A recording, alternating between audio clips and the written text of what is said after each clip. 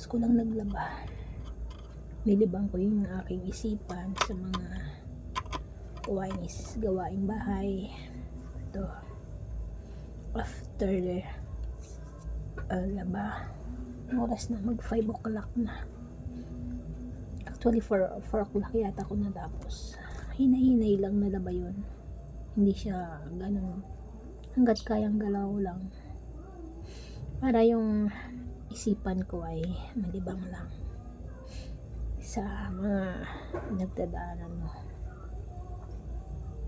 Alam ko na bilang isang ina ay pagdaanan ng ganito, no? Kasi mga anak natin, hindi naman natin talaga atin to eh. Hindi sila magiging atin. Hiram lang natin sila.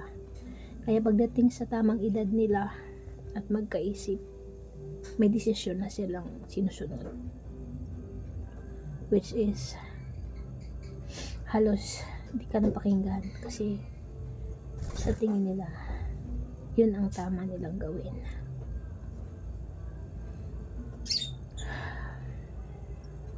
Siguro andun pa rin yung hope ko na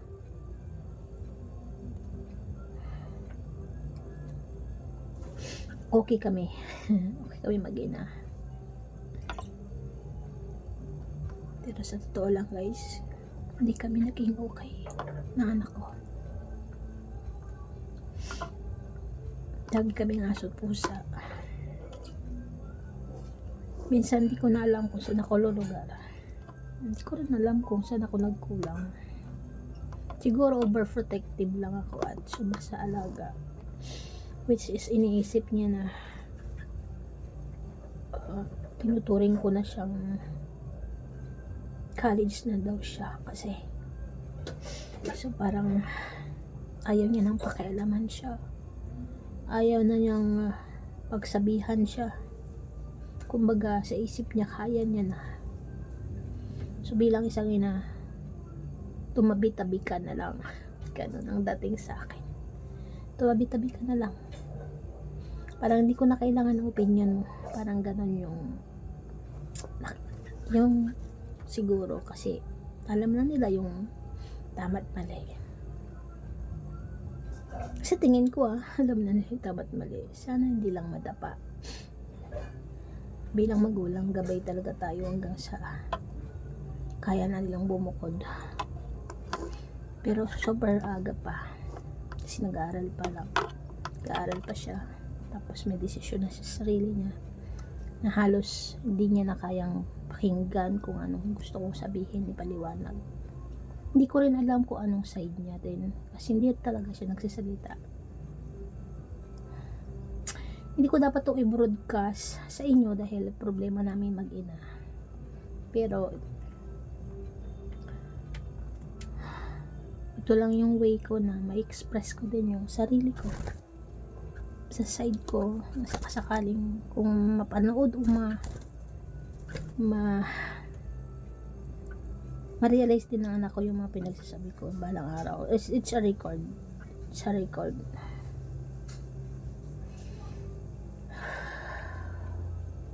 Sa totoo lang, nilalamig talaga ako. Hindi ko maintindihan ang sarili ko. Kasi halos buong araw ay buong gabi hanggang ngayon naluluha pa rin ako.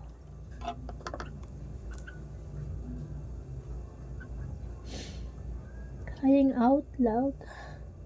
So, camera lang ang kaharap. Kasi, biruin nyo yun, hanggang ngayon, hindi pa rin mula kagabi na umalis anak ko hanggang ngayon, 5 p.m. na, nihay na hilaw. Nihay na hilaw sa nanay niya ay wala. Ako, tinitiis ko rin sarili ko na kumustahin siya. Kasi yun ang ayaw niya eh. Hayaan lang daw siya, suportahan lang. Sana nga sa moment na to ay okay siya, no? Yun na lang, iniisip ko sana okay siya. Pero hindi niya alam kung anong pinagdadaanan ng nanay niya.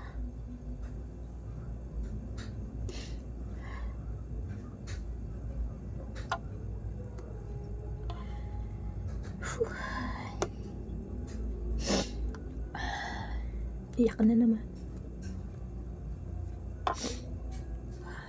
Ang daming advices na ginagawa, no? Pero sa umpisa mahirap namang gawin yung mga advice na yun. Lalo't mahal mo at hindi mo pa kayang pakawalan. Kasi siya na naging buhay mo mula pagkabata, kasama mo. Walang ibang kasangga, kaming dalawa lang eh. Kaya lang talagang darating sa punto na magkakaroon sila ng sariling isipan.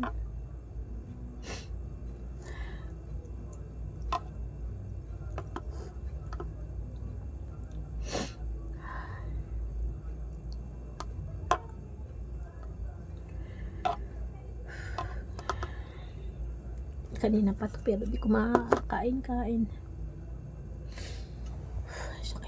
Sakit na ng ulo ko. Hindi ko alam kung saan na masakit sa akin. Lahat yata masakit na eh.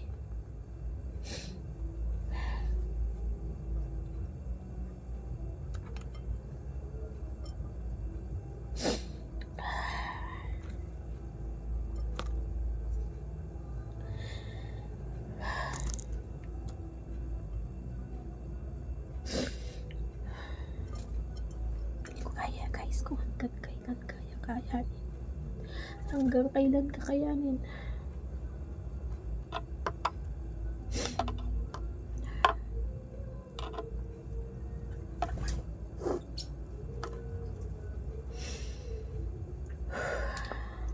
Sige muna guys, salamat sa pakikinig.